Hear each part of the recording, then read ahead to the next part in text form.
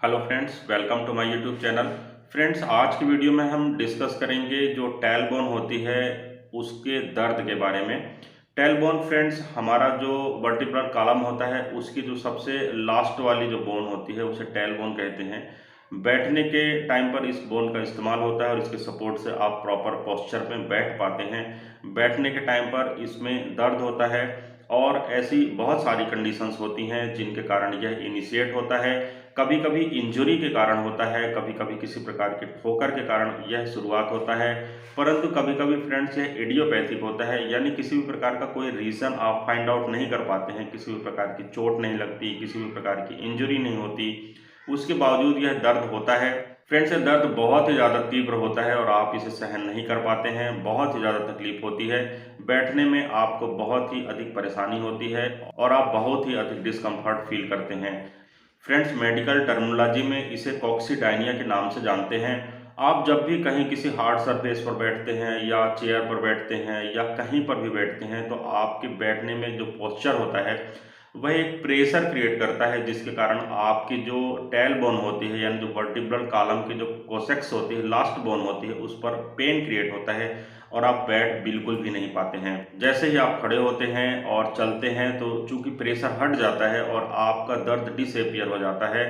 चलने फिरने से, लेटने से आपको दर्द फील नहीं होता। जैसे ही आप बैठते हैं आपका दर्द फिर से दोबारा से बढ़ जाता है और आप इस कंप्लेंट को लेकर अपने डॉक्टर या ऑर्थोपेडिक से ज़रूर मिलते हैं। कंडीशंस होती हैं जिनमें यह दर्द होता है और वह कॉक्सीडायनिया नहीं होता है, यानी टेल बोन पेन नहीं होता है। तो फ्रेंड्स, आप डिफ्रेंशिएट कैसे करेंगे कि यह टेल बोन का पेन है या कॉक्सीडायनिया है या कोई दूसरी चीज़ है?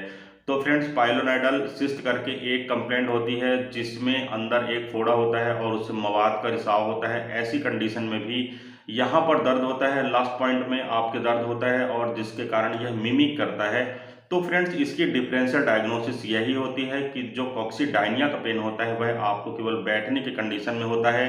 जब आप लेटते हैं या जब आप खड़े होते हैं या जब आप चलना फिरना करते हैं, ऐसी कंडीशन में आपको यह पेन नहीं होता है। जबकि पाइलोनाइडल जो सिस्ट होता है उस कंडीशन में आपको पस भी आता है, दर्द भी होता है और दर्द पूरी कंडीशन में होता है, चाहे आप बैठे रहें, चाहे खड़े रहें, चाहे लेटे रहें।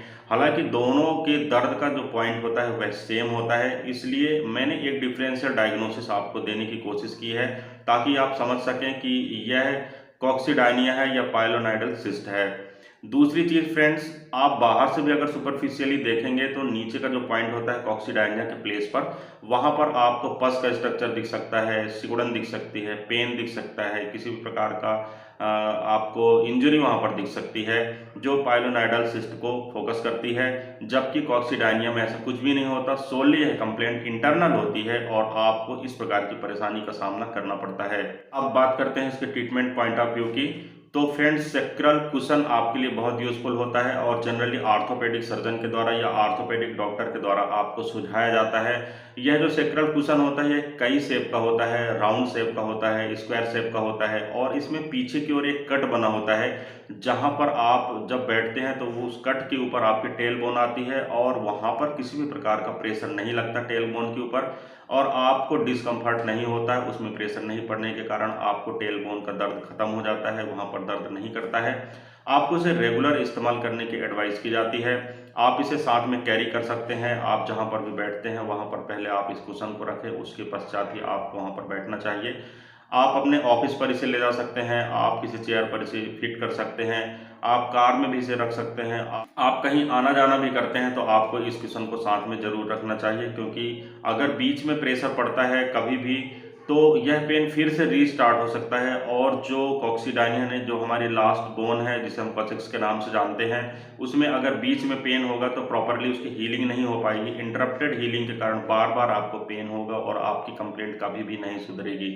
दूसरे ट्रीटमेंट की बात करें फ्रेंड्स, तो यहाँ पर आपको सिट्स बात की एडवाइस की जाती है।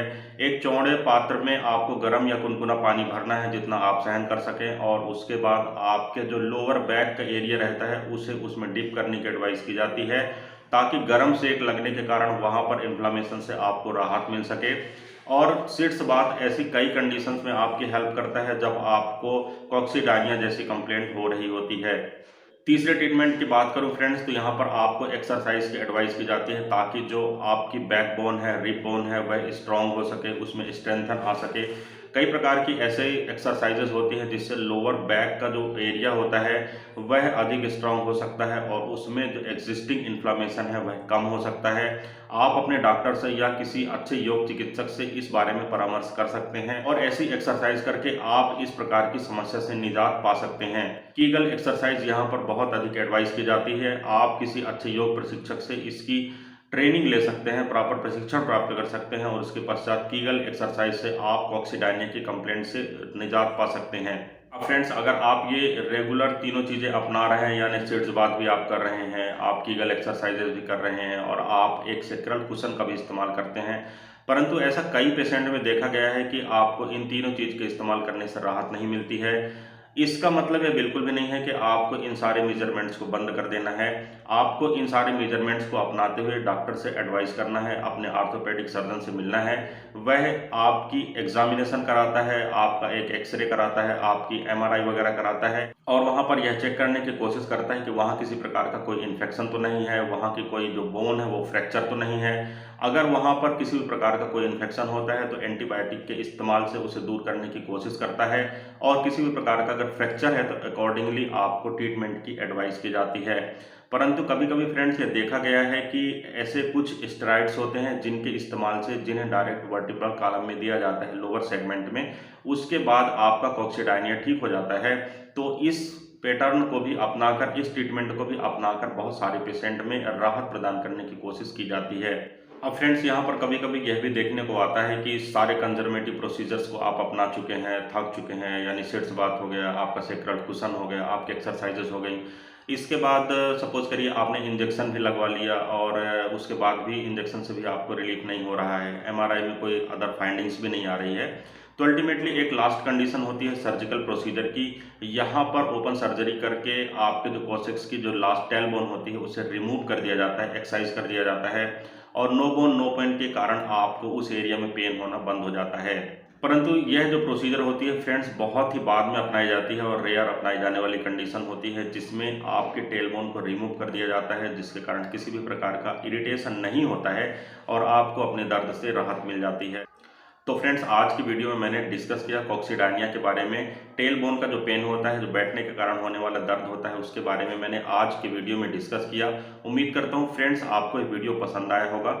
अगर वीडियो पसंद आता है तो प्लीज़ वीडियो को लाइक करें, चैनल को सब्सक्राइब करें। इसी तरह हेल्थ रिलेटेड वीडियोस हमारे चैनल पर लगातार पब्लिश होते हैं। अगर आप हमारे चैनल को सब्सक्राइब करके रखेंगे, बेल आइकन को भी प्रेस करेंगे और ऑल नोटिफिकेशन को सेट करेंगे तो कोई भी वीडियो आपसे मिस नहीं होगा। आप सबसे पहले हमारे वीडियोस के नोटिफिकेशन को रिसीव करेंगे। इस वीडियो में फ्रेंड्स बस इतना ही। किसी अन्य अच्छे इंटरेस्टिंग टॉपिक के साथ आपसे फिर मुलाकात करता हूं। तब तक के लिए गुड बाय। आपका दिन शुभ हो। जय हिंद।